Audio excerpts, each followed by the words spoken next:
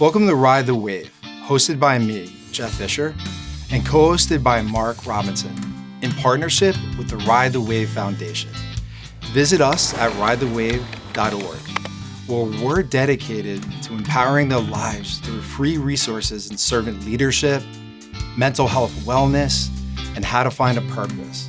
At Ride the Wave, we believe in the power of every story, talent, and voice.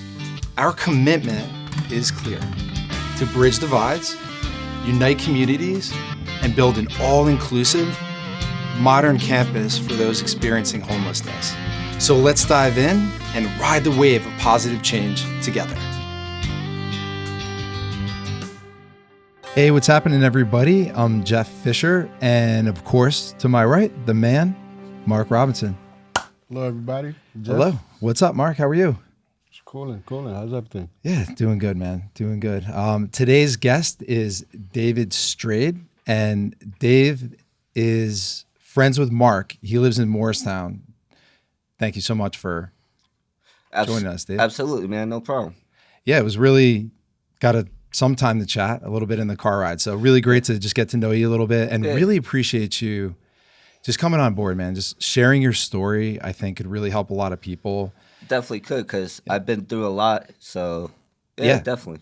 Why don't you start? Tell us a little bit about yourself. I was born in the July of '86 in St. Clair's Hospital, Devil, New Jersey. My mother's name was Barbara. My father's name was the same name as me, David. I lived in like a suburban town most of my life. Yeah. Like I lived in Montville when I was little. Then we moved. Then we moved to Boonton. Yeah. So most of my childhood was good. Like I know Boonton very well. Yeah. I used to go there, Johnny's. Oh yeah, all right. I used to go there. I had a couple of friends that lived right on Main Street, so I went there. Yeah, I know Boonton really well. But yeah, most of my childhood was good. I have an older sister. In the beginning, as we were young, you know, it's a brother-sister relationship. Mm-hmm. So we got along, but there's times where we'll just hate each other. Yeah. So, but she like always been like the role model type. When I was younger, like that's somebody I always wanted to hang out with. Yeah.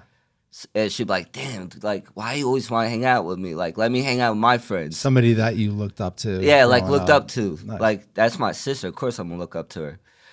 But like I said, my father worked the graveyard shift at ShopRite in Lincoln Park. My mother was a bus driver, or school bus driver. Sorry about that. And throughout my childhood, like there's times, like say if I had half a day in school, she would take me to work with her. So there's times I went to work with her. Yeah. And like the kids she'll pick up would like pitch my cheeks and stuff like that. Yeah. Sounds like fun, just going, hanging out with and seeing her probably. Was she good with the kids? Oh yeah. They're like either middle school or high school. So she was good with them. Nice, man.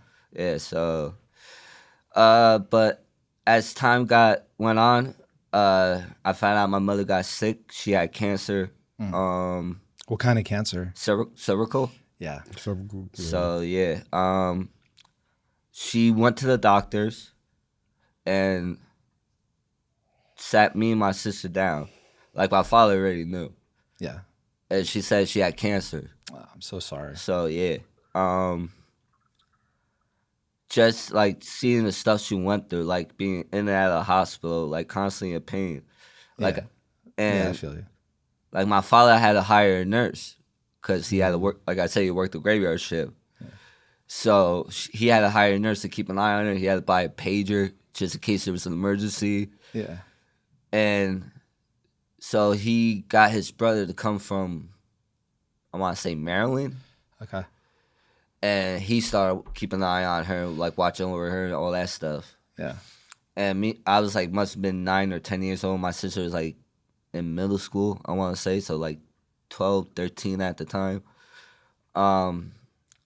Then as time, like I said, as time went on, it got worse. She go chemo therapy or anything like that, or I really don't remember because like I was only like 9 or 10 years old. Yeah, it's young. So, but I do remember like my aunt coming to the house, shaving her head and all that stuff because she was losing her hair and stuff. So, and then like I said, just as time went on, she just got weaker. Like there's times where she couldn't move out of bed. Like, and my mother was the type that didn't like drugs whatsoever. And I remember my father used to beg her, like, here, take these, please. Really? And she's like, get that out of my face. Like, I'd rather be in pain than take that. Oh wow. So she was anti-drug person, like didn't like it. Cause I was supposedly diagnosed with ADD when I was younger, and they want to put me on Adderall. And my mother's like, you ain't drugging my son. Yeah. So that's how I kind of knew, like, she was anti-drug. Then one day I woke up. I remember saying, all right, Mom, I'll see you later. Went to school. And I want to say around... It's all right, man. You could... I know, it was coming. No, I feel your spirit. Yeah, that's cool. It was coming It's around, okay. like, I want to say maybe more than noon time. Her 2 sisters came to my class, said that we need Dave, it's an emergency. Went home. Saw my father. They said Mom died. And it sucked. Because that's my mom. So, like, and like, we wind back a little. She used to go to I church. just can't imagine, like, Yeah. my mom going through that, or if that had happened. So I'm definitely... Yeah, like, Mark knows, like, I've been through a lot. Yeah. Since me and him met each other. Yeah. But when I went back a little bit, she like wanted to die, I guess, because of the pain. The pain. Yeah, at that point. Yeah. So, but then like we went a little bit. She was a church person, so every Sunday we went to church. My sister went to Catholic school when she was little, all that stuff. So when my mother passed away, I'm like, fuck God. Okay. Because I didn't understand it was the disease that took her. I thought it was God that took her from me. So what kind of path did you end up taking? As time went on, as I got older, I was about 12 years old. My sister was into drugs already. Like, I'll keep it real. She was doing heroin at the time. When heroin was heroin. Her friend, with that stuff, I was like, what's that? He's like, it's heroin. I was like, let me get it, bump. He gave it to me. Yeah. Didn't like the feeling at first. So then I graduated middle school, went to Robert R. Lissar Middle School, graduated there. I went to Robert R. Lissar Middle School in 6th grade, moved to Boonton, went to school, Boonton High School, but at the time they had like the high school and the middle school in the same building. Yeah. So graduated Boonton Middle School. Then as about 13, I want to say 14, 15, I asked my sister to give me a line. Okay. Now, here's the role model I looked at. Okay, yeah, I understand. Let me get a line. And that was it? That was it. I fell in love with it. I really fell in love with it, and that's what started the downhill. Downhill. Did you go all in right away, or was it a slow progress into it? A slow progress into it, because I was smoking weed. Yeah. So I was still smoking weed, but it was like a slow progress. As time went on, though, it got deeper, and deeper. Yeah. It's that addiction, right? It just kind of grabbed a hold of you. Yeah. Was there a period of time, that you knew, all right, like it's definitely got a grip? I'm more focused on getting that than I'll say about my sophomore year, junior year. That's young. Yeah. That's young for that, right, Mark? Yeah, I was sophomore like 16, year. I was 16, 17 doing it. Yeah. Then I got put on probation because I got charged with underage drinking and booting. So I got arrested, put on probation, and I was still doing dope. Yeah. So my PO was like, listen, I'm going to lock you up. Yeah. So that kind of saved me. Do you think that having enforcement with something like that, when you say saved you, that it is important, even though, because when I was young, I had some trouble too, misdemeanor stuff, but I feel like if I didn't have that scare at that age, that I could have continued to go down a route. So do you feel like that's something that's important? Yeah, it is, because like at the time, I thought she was all about locking people up. But she was really trying to help me. Right. They're trying to scare you probably. Yeah, like to she get was out of it. really trying to help me. Like, this is what's gonna happen to you if you keep on doing it. The Our repercussions. worst. Yeah, our worst. Scare tactic. Scare tactics. Yeah, scare tactic. Yeah. So I went to court, and she's like, "I'm locking you up." And my father's like, "Should I bring him close?" Oh no, he ain't going home. He's getting locked up. So Okay. that's sure enough, she locked me up. So I was in Morris County Juvenile Detention Center, right by Homeless Solutions, Yeah. for about 4 months. That I went to a rehab called Daytop Mendham. Okay. Daytop. I've heard of Yeah. Daytop. Will Torres used to run it at the time. A good dude, like he zero tolerance towards anything. I remember this is saying he used to go. He used to say, if your gut instinct is telling you something, you should go buy it. Cause I remember one time he had a meeting. It's like I went around the place and my gut instinct told me I should put you guys in the tight house. So guess what? You guys go in the tight house. What's that? It's where you clean all day. And Oh, group okay. all day. So you got a sort of community service. Yeah. They're just cleaning. Yeah, like you cleaning, then you have group. Yeah. Like you don't have weekend passes, nothing like that. You're in the got you. building. Yeah. Like you lose all privileges. So, like he cared about us, and it's just like I say, he was got zero tolerance towards anything. Right. Was there at some point during the process some compassion or trying to point you in the right direction? Yeah, towards the end? that's what he was definitely trying to So do. was that tough love and then Yeah, that really like strict? it was tough love because as time would go on, I'll get into him even more because I ran into him again. Yeah. But so I went to Daytop, still didn't care, do what I want to do. Yeah. Fuck the rules. Yep. That got put on contract, and the contract was I had signed my name. Every time I mess up, I'd put the D, then the A, the fee. If once it gets to the last letter of my last name, I'm gone. Oh, that's what they did. Yeah. So what was going on? You were just getting fights, or were you just against the rules? Like against the disrespectful? rules, being disrespectful, not listening. Were you not getting any support from friends or family at that time? No, Did they my kinda- father, like before they put us in a tight house, they had physical weekends. Like every other Saturday, your family could come and see you. So he'll come and see me, but like I'll sneak smoke a cigarette real quick. So like little things like that is what made me not follow the rules. Like, and I remember my father used to be like, "I want you to come home. Like I miss you." Yada yada. I was, what father wants a kid to be away? Yeah. Right. So, but he understood why. Like he'd rather see me clean, doing good than. Yeah. So.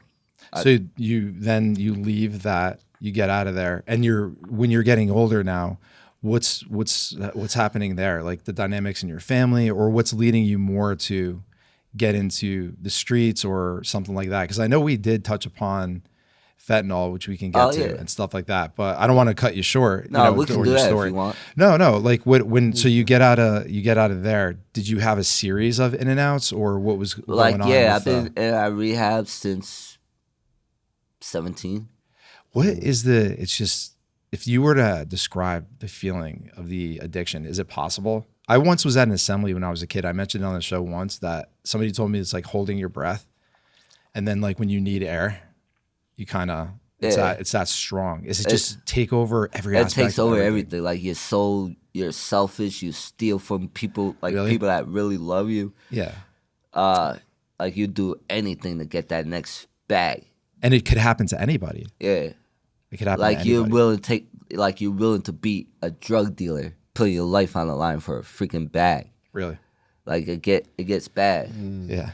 Because like I said, my sister used to do dope. Yeah. She made a fake $20 bill, gave it to the dealer, chased her down to $280. Oh wow. Yeah, it's so dangerous doing that.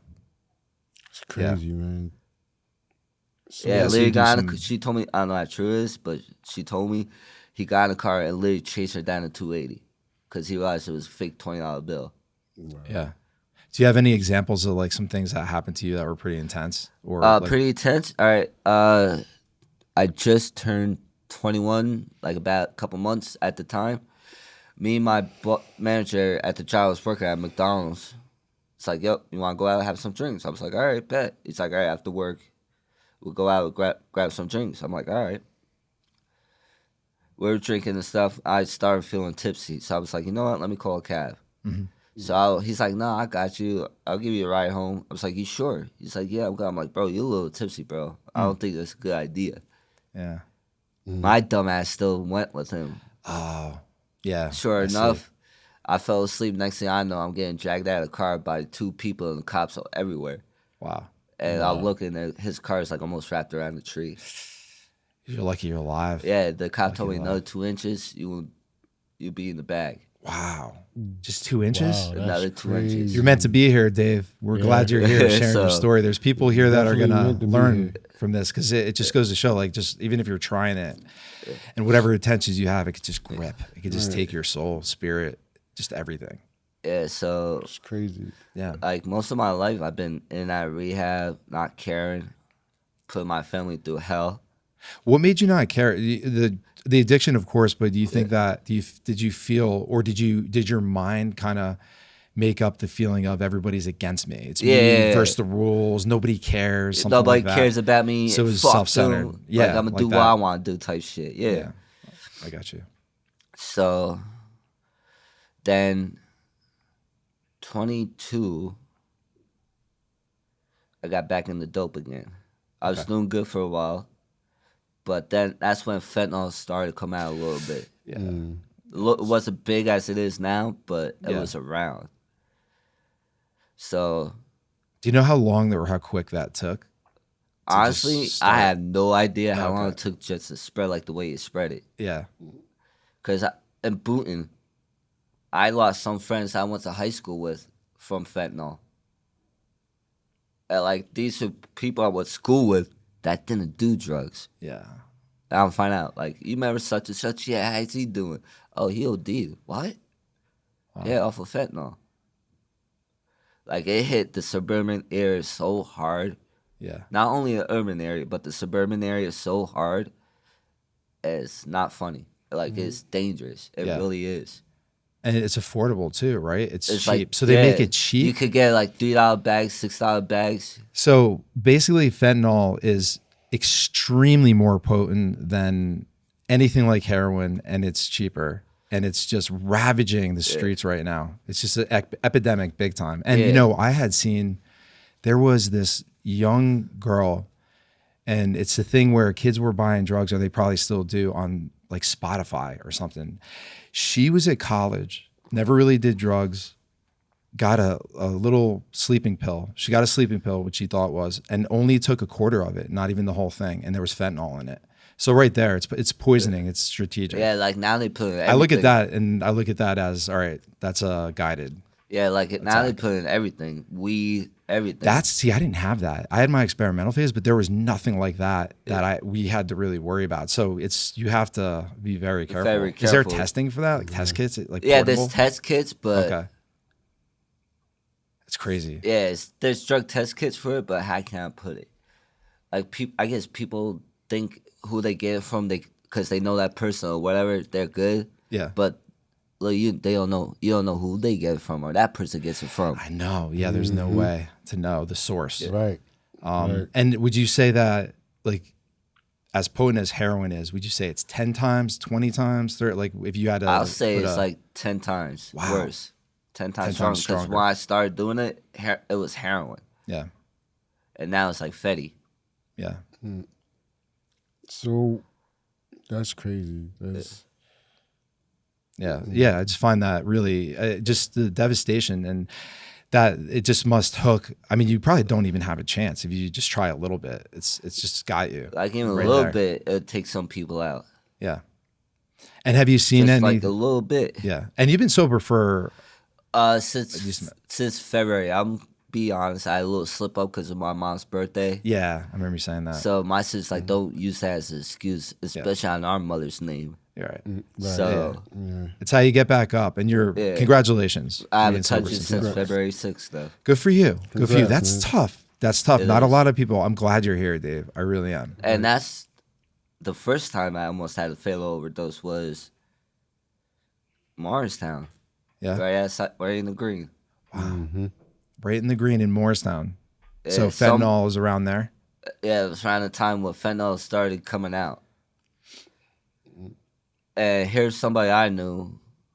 I ain't gonna say the person's name, but Mark knows him. Thought I was sleeping. But here's some random stranger I don't even know. Went to the cops, said the dude's over there ODing. Wow, meant to be. Yeah, it was like meant to be. Then I guess they brought me back to life and I said, where am I? And they're all looking at me like, what? Mm-hmm. Do you remember the experience, or was it just blackout? It was like a blackout. Like you, All right. like that, then you just don't wake up. So you didn't have any like spiritual experience. You didn't have any. I honestly, Lights going down, I think nothing. it was God, bro. Yeah. I really do, because as time got older, remember when I said F God took my mother, yada yada. Yeah. As I got older, I realized there is a God. Because if you want to be dead, he would have done that. Yeah. A lot of, and other people that were doing the same things are alive. So there's a reason. Yeah, and Mark said the same things. Like, bro, there's a reason you're here. After everything, you almost died twice. Yeah. Do you have a lot of people that you know fentanyl that passed from it? A lot of people, friends? like friends. My one friend, John, but we all call him Fifi. He overdosed on fentanyl. Like our friend Marcus, who I'm still friends with to this day, sent me a message on Messenger with a picture, a loving memory picture, and there's a picture of him on it. Do you feel like it's something where people are so hooked that they're good people, they're just lost and they just didn't have an opportunity and they made a mistake and they want to take it back? Is that how you feel? Or is it more people just like, whatever, I'm going to keep going down with it? I feel like what you said the first time, like people just feel lost. People feel lost. Yeah. Really. So they're struggling right now, right on and the that's streets. how they cope with it, that numbness, Yeah. that high. So it's just a masking of whether it's feelings or trauma from the past, things like that. So it's a numbing of that, really. And it just gets to the point where, you try to stay normal, I'm sure, at one point with the drug. And that's what Rusty said on the show. Remember, it's like, it was pills, but, having it just really to be at baseline, which is sad. It's sad that it's such a big deal here and there's not much doing. I mean, there's organizations, City Relief is on there. We're trying. There are good organizations, but it's not really going out like we should be doing to really help people on the streets. That's what really bothers the system. me. Yeah. Like the system's so more about locking people up instead of helping them. Do you feel like that's changed at all or no? My honest opinion, Do you think it's too loose? I think some of them are trying to help, but some of them just don't care. Yeah. Like one less junkie we gotta worry about type thing. Yeah, that's being in this world, meeting everybody, I can't ever be the same and look at anybody like that. Because everybody path is to the person, everybody has something to them that's unique that they can bring to the table. And to look past another individual and look down on them when somebody's struggling in that state, it boggles my mind. It really does. They need to be more like community help and stuff like that, I want to say. Yeah. And like more help with the police department. Like, don't get me wrong, I got in trouble. There's times I got in trouble with the law and stuff. Yeah. But like, we need more help with them instead of them just locking people up. Right. True. Yeah, you need more Like compassion. More care, put somebody in mental health. rehab or something instead of a jail cell. Yeah. You get what I'm saying? Like, yeah, more mental health. Yeah. Maybe easier access to mental health medications, some, whether it be therapy or life coaching, mentorship. Mentors rehab are key. something. Yeah. Little guidance on where to navigate and things like that. I can understand that. I can't imagine just being that lost. And it's really a blessing that it's just that I never went down that road early, so I can't, who knows? I could be sitting up right next to myself in that situation. You know what I mean? And I think hopefully people will use more compassion. But, Dave, this is a really great having you on because it lifts the hood on how it could be and what the dangers are, especially fentanyl. Yeah, because I experience, as you know, I experience it. Mark knows I experience it. It's not getting any better. It's killing people every day. Every day. So the numbers are going up. I'm pretty sure. I'll be watching the news, but I'm pretty sure. Yeah. When you see it out there. And like most of the people that lost, I knew were my friends. Like John, Who else? Like a lot of the people. Like people, like I said, I went to high school with. What? Yeah, fentanyl. So like it's out there. It's killing people every day. And like I said, they worry about locking people up. They want you worry about doing something else. Yeah.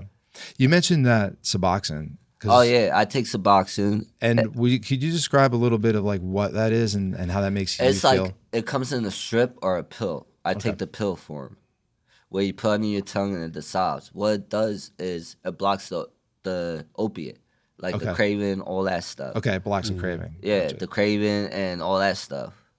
So does it help? Yeah, it does. My opinion, it does. But then again, there's some signs to that with like dope nodding and the pin eye. Okay. But So you may look a little bit like yeah, you like might you're a on little dope, bit but beyond it's it. not. Yeah. It's Suboxone. Okay. Yeah. And is that addicting too? If you were to just cut that out, you have to wean off of something like that, right? It could be addicting because I've seen people going down north getting it, so it could be addicting Do you think that if you don't take it responsibly. Do you think that there's any other alternatives other than something like that and the methadone option, or is that something that? I heard Fentanyl, like it's like a shot. Oh, okay. I haven't heard of that. I think Mark knows what I'm talking. You know that? It's not. Is fertile something like that? Something like that. It's not, it's like it's same thing as Suboxone, but it's in a needle form. Okay. And Something like that is more yeah, maybe more safe or yeah. okay. So, but yeah, it helps me. Yeah. Like I got like a friend of mine thinks I'm getting high because I'm on it, but I'm not. So how long have you been on it now? Like What, Suboxone? yeah. I want to say since last year when I was at Eva's.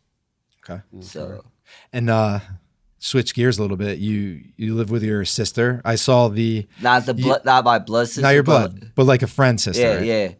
yeah. That's my sis. She always had my back. Like we known her since high school. I know her. Me and her oldest daughter's father were friends. Yeah, and the kid, the young Yeah, baby. the How old three- was she that came out and waved? She was cute. Three, Giovanna. 3, She's big. Giovanna. Yeah, adorable. Yeah, she is. She's a handful though. How is it being in the house with three young all kids? girls. All girls and young. Oh all my different god! ages. Sometimes I just want to put my head through the wall. I can imagine. Yeah, just all the banging around. And, Like, hey, Ken, just knock me out, please.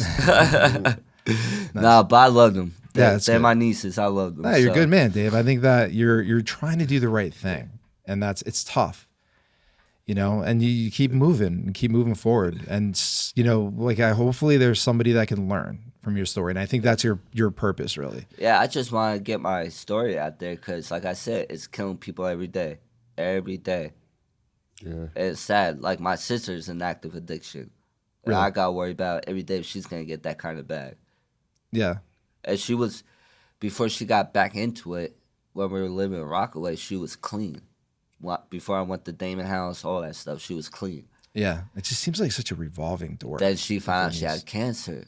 This is what got her back on. I'm about to get into it. She found out she had cancer, so they prescribed her blues. Okay. Yeah. Her insurance got cut. What's the cheapest way to go to? And next thing you know, there's She's fully back. Okay.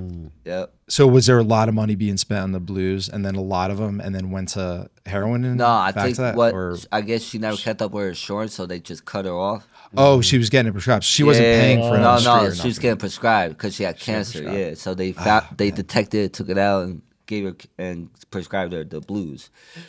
But once the insurance cut her out, what's the cheapest way to go?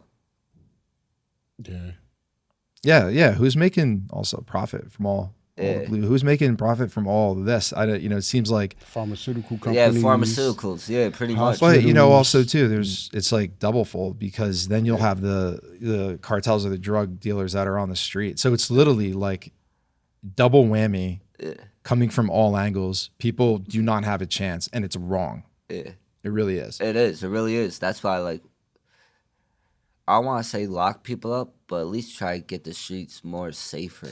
You can't. I mean, do you, like you said before, that scare? When I was young, it made me not want to do it.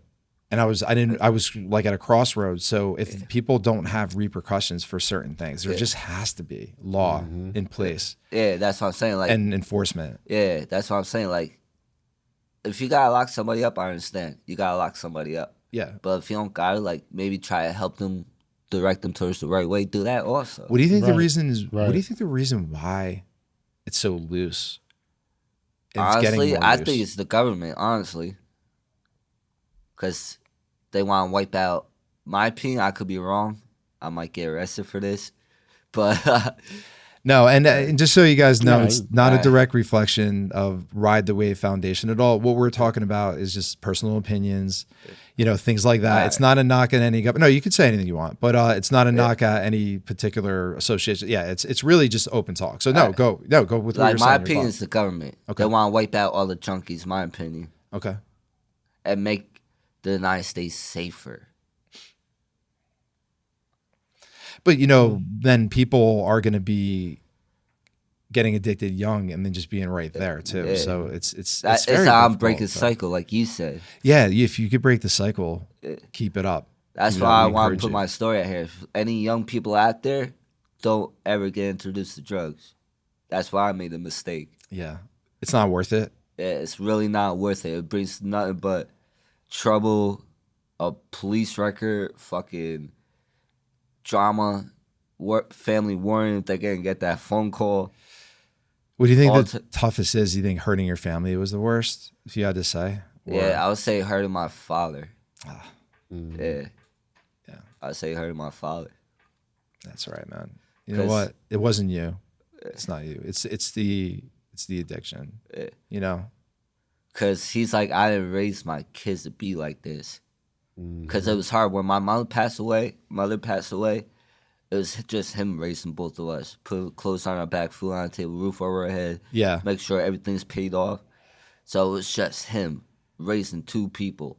Yeah. So I could understand you feel like maybe you disappointed him, but Yeah. Dave, I think that you have a chance to redeem yourself, and I really do. And Ride the Wave, we really support your efforts too. And No, I'm trying. Like Mark knows, I'm trying. yeah, I mean, Mark. That's the reason Mark is such a good guy, and any friend of Mark is a friend of mine. I remember you saying that in And my I know- messenger. Yeah, the message on Facebook. Yeah. Because it's really true. I know that you are a good person, and just because you're struggling, it doesn't matter. I have no judgments. We have no judgments over that. If anything, you getting over it means that you're a very, very strong person. You may be stronger than the average. So that means that God has given you a gift for something much larger if you continue on the path of good. That's how I view it. Right. I don't view it as, oh, you screwed up and you were like terrible and all that. I mean, granted, yeah, you shouldn't have done that. However, it was an entrapment of a addiction that you didn't mean to get into Exactly, too. yeah. And if you go all in, people, you can't sometimes get out of it that easy. So it's amazing that you're sitting across and able to tell us stories. Like, Like, how many times have you people- OD'd? Oh, go ahead. Sorry. All times, I want to say like maybe 10 times, 2 of them almost being fatal. 10 times, 2 minutes. And what was your rock bottom? My rock bottom was getting kicked out. Yeah. Getting kicked out. Were you then homeless or on the street? yeah, I was obviously, or homeless did you at that have somewhere to live? I mean, the go. mission. The Mission, okay. mission's good people. Morristown? Yeah, they're good people. Yeah. Then Yeah. Shout out to Jacob. Jacob's a good guy. yeah, it was good, Shout out, Jacob. Shout out And- to everybody at the mission. Yep. Was good, Carmine. Proud of you, There bro. he is. But yeah, a friend of mine, Carmine, is getting clean now. Good. So I'm Yeah, proud that's of him. great. And shout out to Carmine. Yeah, we definitely encourage that. Yeah. Nice. No, that's good. So 10 times, that was your rock bottom. So fentanyl, obviously huge. What led you, so that you go to the mission? Did you join a program at the mission, or They was tried it to get something me where? to. This is before I went to Damon House. Okay. They tried to get me to, but I was like, man, nah. They're like, why? It's good, blah, blah, blah. Nah, You just weren't having it. I just wasn't having it. Because I like my phone. You can't have a phone there. And 30-day blackout, all right, I could do that. But I like to be able to go out, breathe, enjoy the view, not be trapped in the building for 30 days and going like this. with my. So they just put you in a building like that? It's not. It's What a about any blackout. kind of sober house or sober living like There's that? sober Is there living, ever- sober houses out there. There's one actually in Morristown, right? I believe across the gas station right by Gold's. If you were to go in a sober house, do you have to? Is that like a step within the program? So if you're going through a living like that, where you Yeah. have the blackout and you're doing your thing, do they give access after that then to Yeah, a like sober after- house or something? Yeah, I believe they do, but sober house and sober living, you can have a phone, you could work. But like with the mission, if you're in there, you can't work. No. Yeah, no jobs. Like you work at the warehouse and like around the air, like the building and stuff. But as far as like having a paycheck job, nah. Okay, so in the building doing things and, Yeah. and like that. Okay, so there's no income coming in while you're there, which I'm sure that Will sparks drive you people. crazy. on Yeah, that. like damn, I got fines to pay. Like but the good thing about the mission is they'll help you with fines, Oh, okay. which I found That's good. out. So like, say if you have court fines or something, or you're about to have court, they'll write a letter say David Strade has yada yada yada, and the judge will look into it. Yeah, and you said you recently found out. How difficult is it to navigate resources for somebody like that? Like if you're looking to get cleanly, you just found that out. So there's no real centralized place to find everything. When you're going around, do you find that there's more chance of mental health or relapse in between going to the various services? I say it's like in between. In between? Yeah. So the my in between. opinion, I could be wrong, but I say in between. So like if you go somewhere and get food and then you have to go somewhere else for a resource, maybe it takes too long. It's a little bit deflating. The people aren't something like waiting for helping. housing or something like that. waiting for housing. And how Yeah. long would something like that take? Housing could take 6 months to a year. A year? Yeah. Okay. You'd be on a waiting list. I'm on the waiting list right now for housing. So Okay. Yeah. that's why I'm staying with my friend right now. But after the housing, are you set up with anything particular? Yeah, like resources? I believe they help you with rent. I believe like housing, like you only pay a certain amount of rent and they pay the rest. Okay. I think if that's how it works, if I recall. I'm not too sure. I gotta look into that. Once you get housing, you Yeah. pay 30% of your income. Oh, okay. It's 30%. So Yeah. So you're just waiting on that for Yeah. now, staying there. yeah, but my caseworker is like you need some type of income, or instead just gonna look at it and throw it out. Yeah. So I'm in the process of trying to get Social Security with my ADD, which I do have proof of. Okay. So I'm in the process of doing that. I'm in the process of looking for work. Actually, on Friday, I got a job interview. So Oh, congratulations. thank you. Yeah, Good absolutely. luck. Good luck. Yeah, good luck with Thank it. you. luck. Thank We you. fully Thank support that. Anything we do. When you're, I forgot what I was going to say. Shoot, I lost my train of thought. I was going to say something about, what did you say just right before that, Mark? Can you bring me back? What were we just talking about right before you said that? About that housing or Yeah, something. about the housing. Yeah, I forgot. I was just saying, it might come back to me. It happens sometimes. No, it happens to me too. Like, Yeah, I know. It was a good one too. it'll come back to me in then 5 minutes. Oh yeah. Yeah, no, you got some story, Dave. Like, what are the dangers on the street when you're there? Like, is it very, do you feel unprotected? Like Morristown is suburban, but stuff could still happen. And so where does that, in the green, things like that, Like places the green, at night? like in the green, they chase people out at They nighttime. do. Okay, so the cops come in. Make Yeah, people like leave. they literally chase people out. But like, say train station. I remember one night, I was at the train station with a friend of mine. He knows him, and I guess somebody on the train called 911 because they saw 2 bodies. I guess they thought we were dead or something.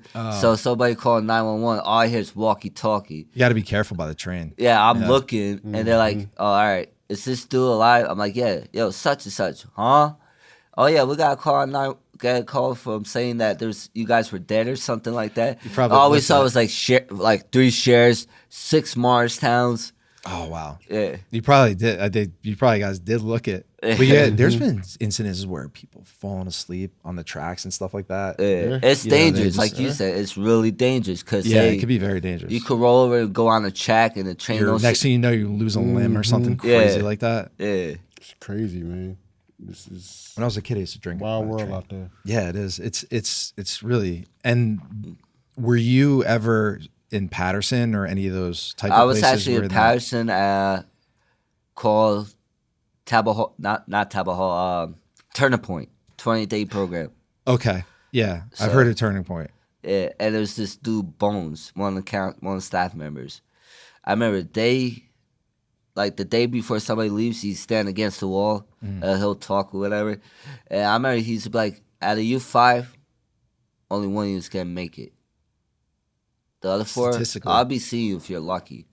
Wow. Which is he's telling how it is out there. Yeah, I feel like sometimes when we soften language up or we try to be too nice and things like that, we do people a disservice. Like that's a real stat, and you should drive that home to somebody, I think, and let them know what the reality of is, Yeah. Like I said, the reality of the street life is not fun. No. Because he saw me on my downest times, like where I was all scruffy, stingy, everything. Yeah. And were you robbed a bunch of times, or like have you Actually, been mugged? Or? You guys probably get a laugh. I know everybody's getting a laugh once they hear this. One time I fell asleep on the bench at the train station, right? Remember I fell asleep with 2 sneakers on. Woke up, 1 gone. Oh, really? 1 gone? 1 sneaker gone, 1 left. I'm That's like, so these random. motherfuckers. They were just messing with you. I couldn't find it. I'm wonder looking if they were, everywhere like, and stuff like that. Teenage kids or something just messing with Probably. So all day I had to walk around with 1 shoe on and 1 shoe missing. you. Wow. So somebody at the mission felt bad. He gave me 2 pairs of shoes. That's so messed up. Yeah. That's crazy. Man. It is, but it's a funny story. Yeah, I could look at it, laugh Now you at it, can but at look that at it. time, it's like, bro, what the fuck? Yeah, and were there in that community when you're going through that? Is there also love? I'm sure. Like, is Like there some do you guys- people, like there is love. Do you give to each other? Get each other's Like back. some people so it's not do- like an evil. all Some the time people place. do give. I've seen it. Like Yeah. around the holidays, these people come around like with a box. You open it, it's like a pack of cigarettes in there and a $20 bill. when they have nothing.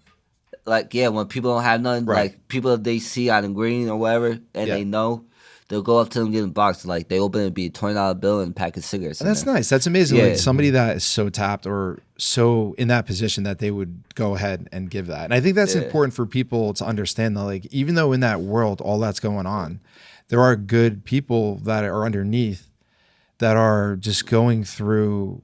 And Dave's, was it Dan? Dave? Oh, on the show that we had, was saying that like people are just in turmoil inside. They're like children, in the back end, they're there just in turmoil and going through confusion and things like that. And I think it's so wrong. Our mission is or our tagline is the path is to the person. But yeah. Yeah, and it's really true. That's why, Dave, we're really gunning, and Mark's and I dream is to really cut the ribbon to the campus. So No, it's he's living. really trying. Like, that's like my brother right We there. work on Yeah. it every day. This show, the book that's going to come out, hopefully early September, All right. trying to get it out sooner. Everything is pointed in that direction. I think it's important to consolidate resources and do something with true reform, and, hopefully it could be something that may help when we get to it. And like there are, like you said, there are good people out there, but then there's some where like, oh, they'll bother me. Yeah. Oh yeah, I've seen that. You seen it, so Yeah. you seen it. So like, oh, they'll bother me. What are you gonna do? Spend it on drugs or alcohol? Do you feel like people walking around average and there's decent amount of money in Morristown too? Yeah, do Morristown's people a rich disrespect town. you? Do people Like they look disrespect at you there? like the homeless people as the scum of the earth. you feel like that? I feel like that. My opinion. I feel like that because there's a couple times where I literally had to get on a train. I'll ask somebody, "Hey, sir, you got this such and such, so I could get on a train? You sure it's going to the train fare?" Yeah. It's immediate judgment. Yeah. Right. Yeah, I get that. So it's like, who the fuck are you to judge me? Yeah, it's somebody you first met. I get it. Yeah. And you're asking for help. He could just say, no. Why do you have to take that? Yeah. Or do something, that? Yeah. Yeah, something like that. You could just be like, no. Because speaking for the people, at least that grew up in the area that I did, and I know everybody's good people. And I think the majority I'd give the benefit of the doubt. Now, granted, you'll have your one-offs, people that will be a certain way.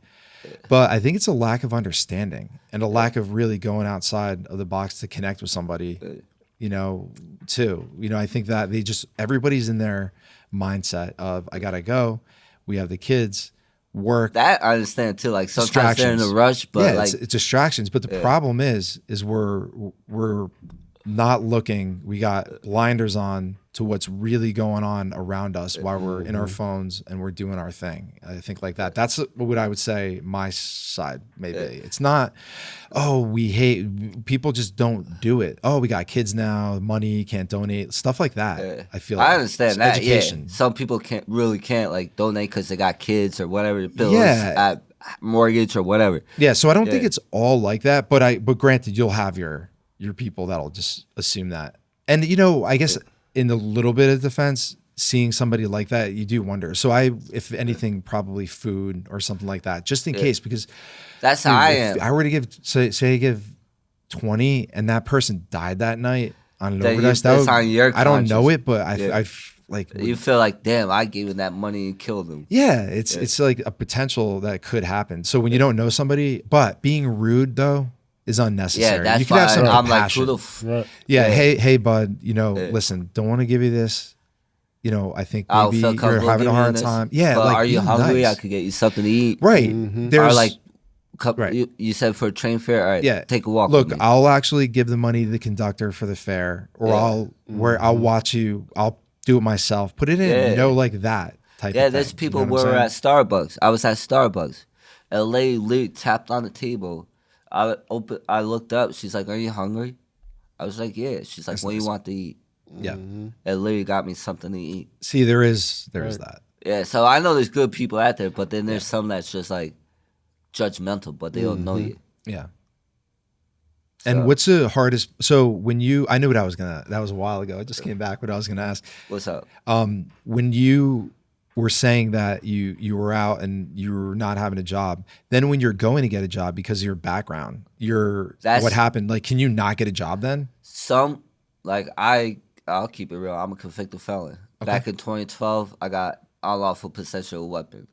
I had to do 3 with the 1 because at the time that's what it was. And I'm sure because it was a gun charge and it was my brother-in-law's gun. It was a legalized gun. It was in his name because we used to live in Myrtle Beach. Mm-hmm. So down there you could actually have a concealed weapon. Oh, I gotcha. So it was a legit legalized registered gun. But not under you though. Not under me. Yeah. But I had a drug problem at that time. Right. So I sold it. And he had no choice but to get the authorities involved.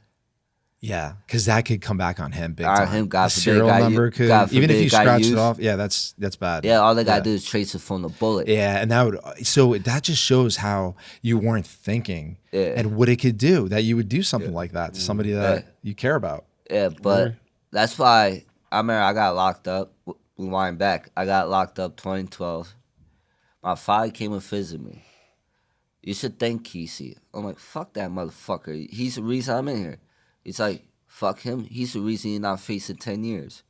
I'm like, what do you mean? It's like, while you're on the way to county, they came to the house and literally begged him to press charges on you.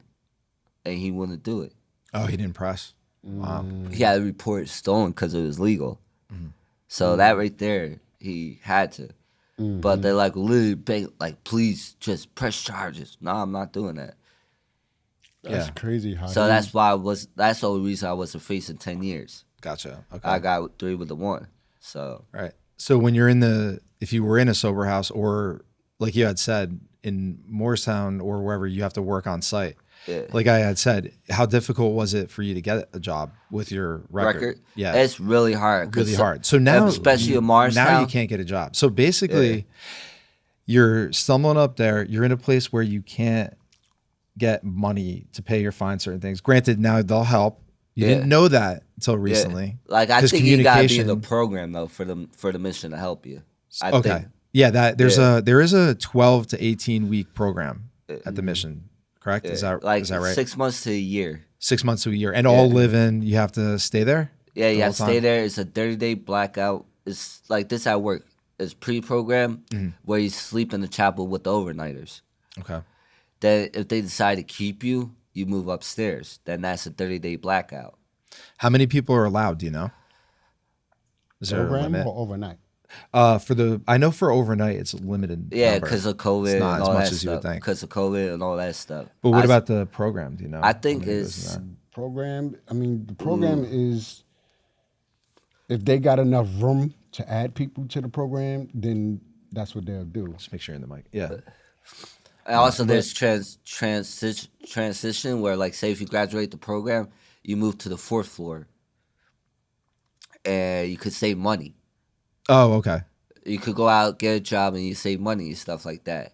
Yeah. That's how the mission works. Yeah. I gotcha. Are you thinking of you joining the program maybe and being there for that extended time, or no, you don't feel like you need it at this point? I feel like I don't need it at this point because Mark knows I'm really trying. Like I Yeah, I haven't could slipped tell. up since February, so Yeah. And are you looking? You said you have an interview or something, right? yeah, Coming up? Friday Good. at a pizza place in Cedar Knolls, Okay. like right by the gas station, I had seen something where they or made. right by Quick Check. Oh, That by Quick Check. pizza place right by IHOP and all that stuff.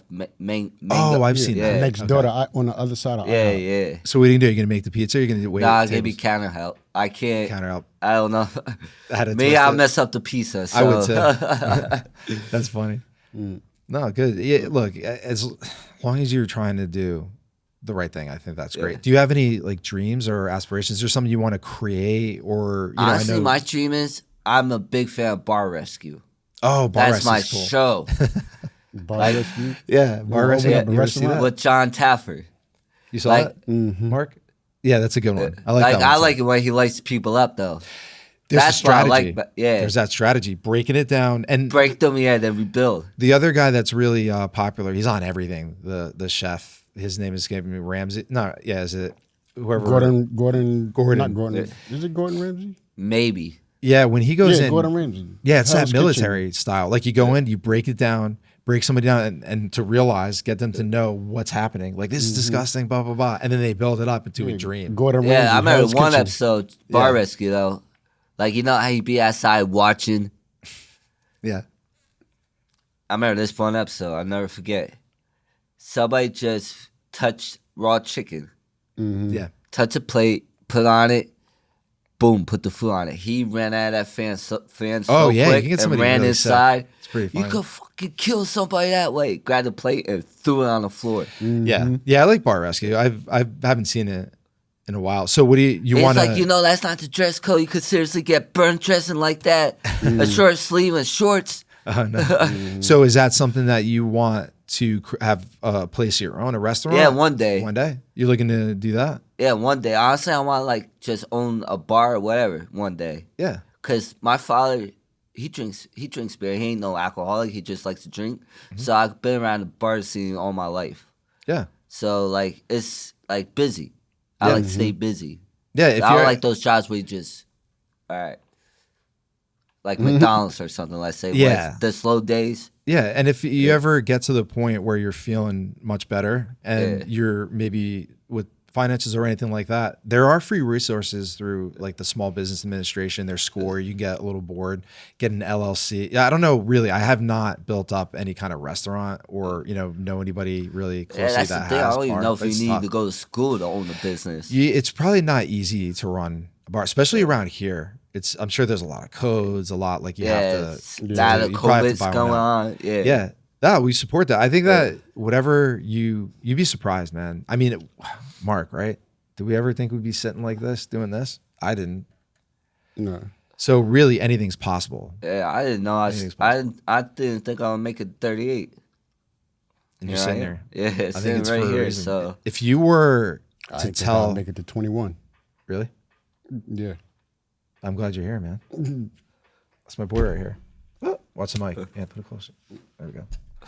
So if you were to right now, and you addressed young people before, but if you were to tell the audience something that maybe you went through or just with the drug addiction that you feel like maybe the average person may not know about, or Like- what would be your main speaking to them? like to the average people who don't do drugs, like don't judge the people, cause it's not them, it's the addiction. Cause like yeah, I was going through my addiction, but deep down I'm a good person. But when I was in that addiction, yeah, I was a prick, an asshole, didn't care about nobody but that next high or myself. Yeah.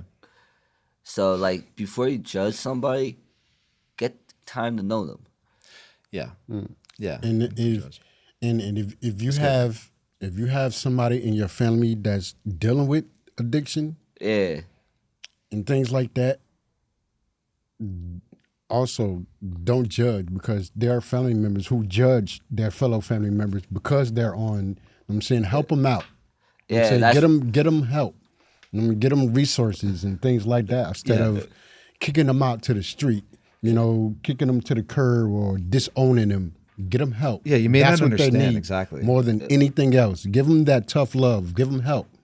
I think that's why they Sure. did it, though, honestly, Yeah. Mark. You just hit it because they want to show that tough love. Like, yeah, I'm the son and their brother, Yeah.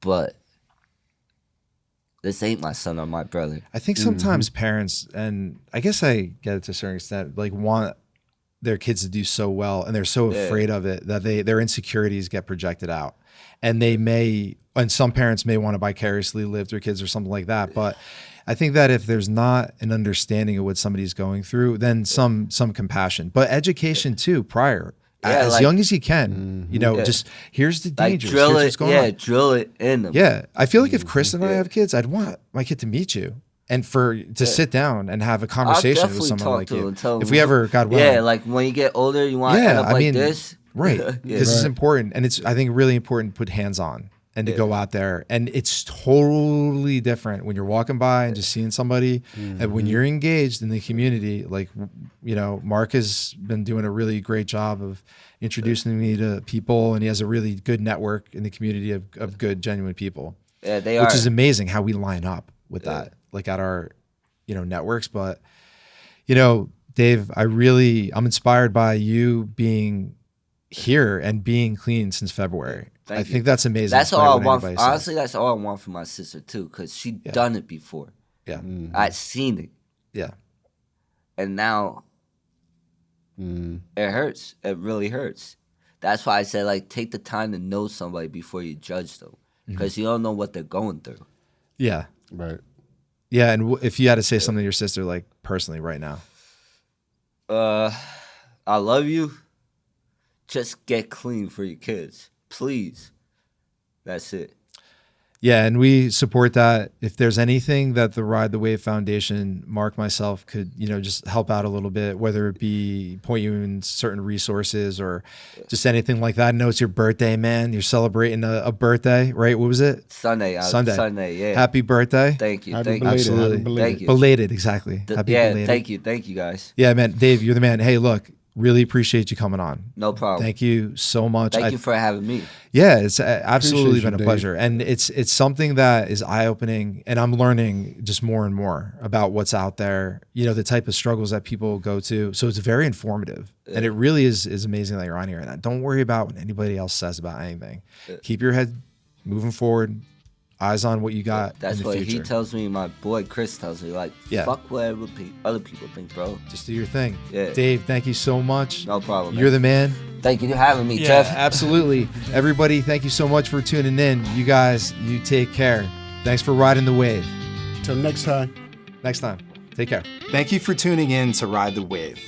It's been a pleasure having you with us as we explore ways to make a positive impact together. Remember, every little wave creates a ripple of change. We appreciate any support you can provide as we plan to build an all-inclusive, modern campus and empower communities. For details on how you can contribute through various platforms, please visit us at ridethewave.org. Until next time, keep riding the wave of change with us. I'm Jeff Fisher, signing off, but the journey continues.